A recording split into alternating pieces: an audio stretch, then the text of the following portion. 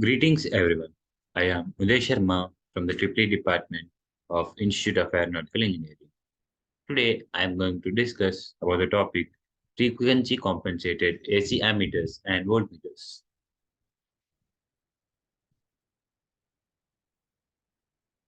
Ammeters and voltmeters are essential tools for measuring electrical current and voltage in circuits. Ammeters are generally connected in series with the circuit and used to measure the electrical current or amperage. The voltmeter is generally connected in parallel the circuit and is usually used to measure the voltage. They are commonly used in variety of electrical and electronics or industrial applications and even in automation. As we know, various electrical and electronics applications or in day-to-day testing or any other electrician works or electrical works, including the testing of PCBs, etc., requires an ammeter and voltmeter to test out their efficiency. In the industrial applications, every machine is tested for their rating with the help of ammeters and voltmeters. Frequency compensation is an important feature of AC if AC ammeters and voltmeters for them to work in different frequency conditions. As we know, if there is AC supply given, there will be a frequency variable possibility. That is, the frequency can be varied. So, in order for the meters to work in these variable frequency conditions, the compensation of frequency is required. As we know, the meaning of compensation can be referred to as remedies. And the frequency compensation helps in increasing the accuracy of ammeters and voltmeters by reducing the losses. As discussed, the frequency compensation helps the instruments to work under AC conditions as it has variable frequency conditions. As we know, the AC conditions have variable frequency, the AC supply. Either it may be AC current or voltage. In order for the ammeters and voltmeters to work under these variable conditions, the compensation should be must done. The frequency compensation meters, compensated meters, or instruments adjust its impedance or its field impedance to get accurate readings across variable frequencies. That is, based on the frequencies, the field impedance is adjusted in different methods in this frequency compensated meters. For example, when the measurement required to be precise, like in the medical equipments, when the values will be considering, as you know, in the medical equipment, in the medical equipment, as the values can be up to point not one precise or more, the frequency compensated meters can be helpful. The conventional AC meters were usually designed to run over a cycles around 25 to 125 cycles. But now, more advancement in the instruments help running around 15 to 1200 cycles. Considering the moving coil instruments or moving coil, these MC instruments, let us consider the fencing instruments. We know that the moving coil instruments has two coils, one the fixed coil and the moving coil. The moving coil is placed inside the fixed coil, which produces a magnetic field of attraction or opposition, which rotates or moves the spindle or the pointer in the required direction based on the measuring value. The errors in non-compensated meters are mostly due to the charges in inductive reactance of the field coil, the series resistor. As we know, in the non-compensated meters, mostly the errors occur due to the inductive reactance of the field coil. As the change in inductive reactance is directly proportional to the change in frequency, which is again directly proportional to the losses or current. As you know, the reactance changes, frequency changes, current is opposed, and the power supply in the meter gets reduced, which hence disturbs the final readings of the meters or instruments.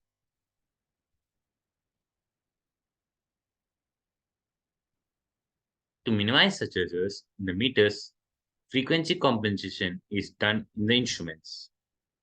The frequency compensation of instruments is done in various methods like shunt capacitance method, series inductance method, active compensation circuits. While each methods or these three are the mostly used or widely recognizable methods for the frequency compensation, and their motive being to reduce the losses due to field impedance that of frequency variance.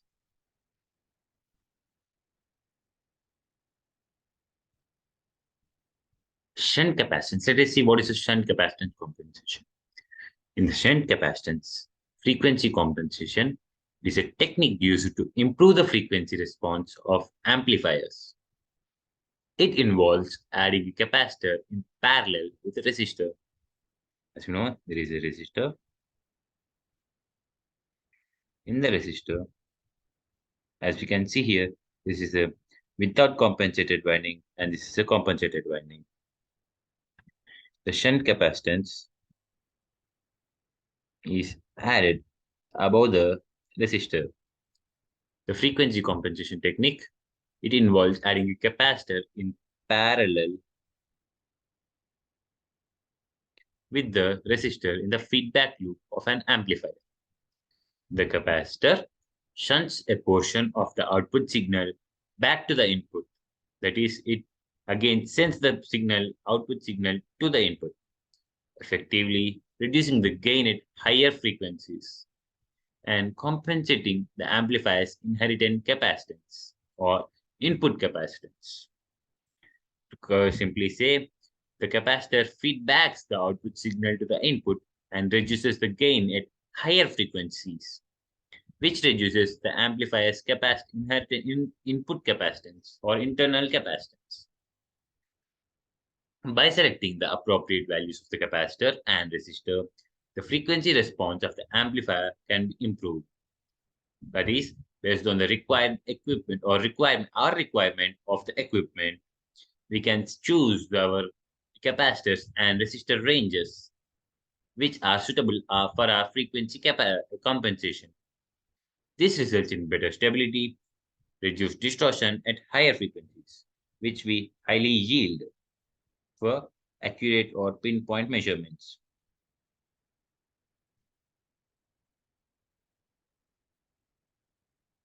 Let us see, this is a non-compensated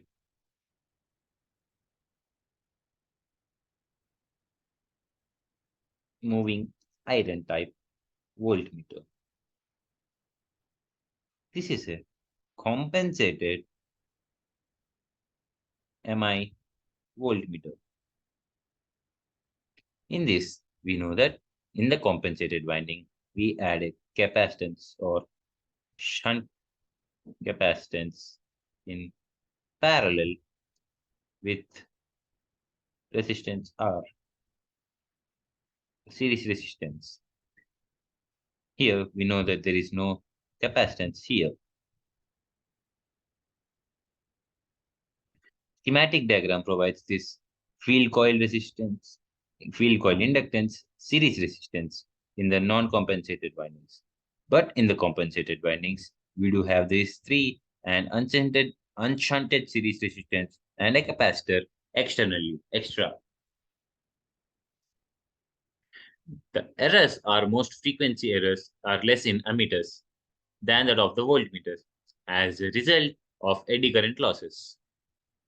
They can be reduced by the usage of high resistivity materials such as phosphorus bronze, the field coil, and high permeability materials such as nickel cadmium, nickel cadmium Nicoloi. It is often called as Nicoloi in circuits. It is important to note that the preceding values are for an individual voltmeter and differ slightly with each instrument as a result of tolerances which must be allowed in the components. That is what are the applications of the frequency compensation.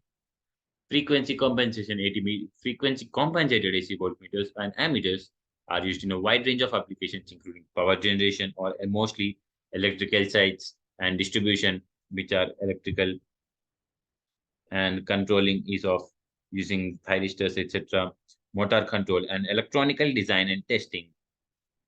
In the medical equipment, which is used also, it is also used in the electrocardiograms.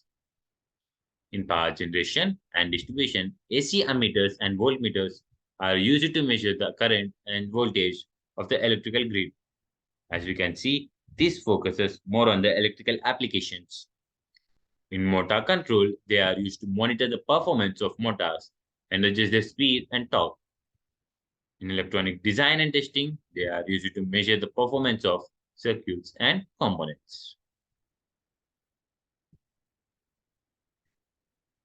Compensated Frequency compensated AC ammeters and voltmeters are essential tools for measuring electrical current and voltage in circuits. They provide accurate readings across different frequencies, making them useful in a wide range of applications. Let us say that the choice of compensation method depends on the specific application and requirements of the instrument, and calibration is necessary to maintain accuracy over time.